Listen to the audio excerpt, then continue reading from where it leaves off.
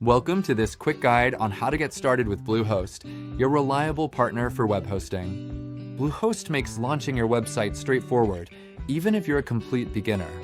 First, navigate to the Bluehost website and click on the Get Started button to begin your journey. Next, you'll choose a hosting plan that best fits your needs, whether it's for a personal blog or a small business.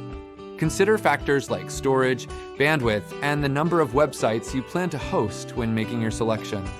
After selecting your plan, you'll register a new domain name or connect an existing one. Once your account is set up, you'll gain access to the intuitive Bluehost dashboard. Here, you can manage your websites, install WordPress, and access essential tools.